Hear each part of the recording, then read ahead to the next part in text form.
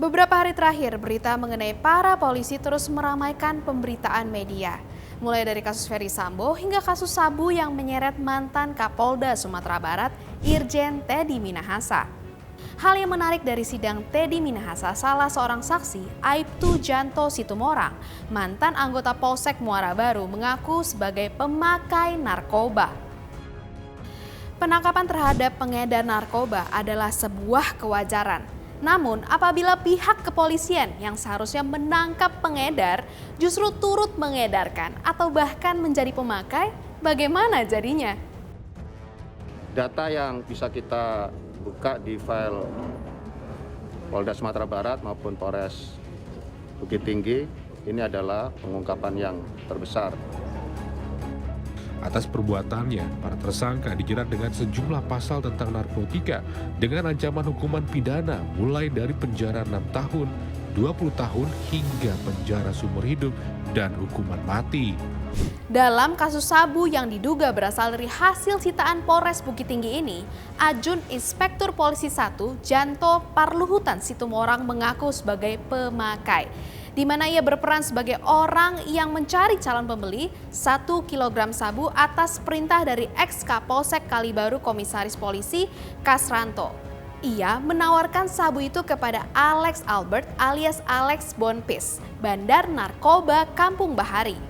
Tentu perintah ini sifatnya tidak gratis. Dalam penjualan pertama ke Alex Bonpis seharga 500 juta dengan berat 1 kg sabu, Kasranto mendapatkan 70 juta rupiah dan Janto 20 juta rupiah. Dalam pengakuannya, ia sudah mulai menjadi pengguna sejak menjadi Kepala Unit Buser Narkoba di Polsek Kalibaru. Kemudian jabatannya pun berganti menjadi Kanit 1 Reserse Kriminal Polsek Kalibaru. Keterangan ini pun didukung oleh kesaksian dari Muhammad Nasir alias Daeng yang pernah menggunakan narkoba bersama-sama dengan Janto tanpa rasa takut, bahkan membeli sabu dari polisi itu. Harapan Janto menawarkan sabu kepada Alex saat itu adalah mendapat jatah sabu dan makai di tempatnya si Alex.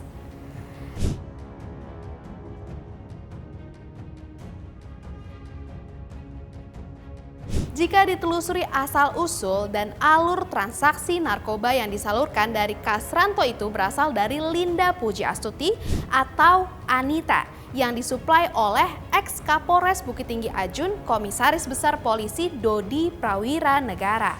Sementara yang menjadi perantara penyerahan sabu itu adalah Syamsul Ma'arif alias Arif. Nah, sabu yang diserahkan ini awalnya berjumlah 5 kg yang diambil dari 41,4 kg hasil sita Polres Bukit Tinggi pada 2022. Otaknya tidak lain dan tidak bukan adalah Inspektur Jenderal Teddy Minahasa. Ia yang menyuruh Dodi Prawira Negara untuk menyisihkan sabu dan menukarnya dengan tawas. Awalnya bahkan ia meminta menukar 10 kg sabu dengan tawas. Namun Dodi hanya berani menukar 5 kg saja. Jika polisi saja mau meraup keuntungan dari benda terlarang ini, bagaimana dengan orang biasa di luar sana? Baru-baru ini pun ada pengakuan dari pengedar narkoba yang mengaku dilindungi polisi dalam aksinya ini. Biasa dibicara, ya.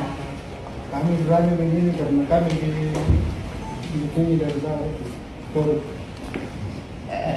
Meski dalam menjalankan tugas tentu harus mengenal jenis narkoba yang disita oleh polisi tersebut.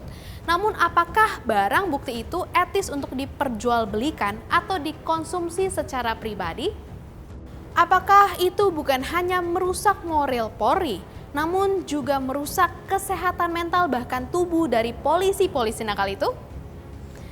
Bagaimana menurut kalian? Taruh pendapat kalian di kolom komentar di bawah jika kalian memiliki pengalaman ataupun memiliki teman yang mengenal kasus-kasus seperti ini. Dan jangan lupa saksikan Ada Apa Hari Ini hanya di YouTube Tempo.co.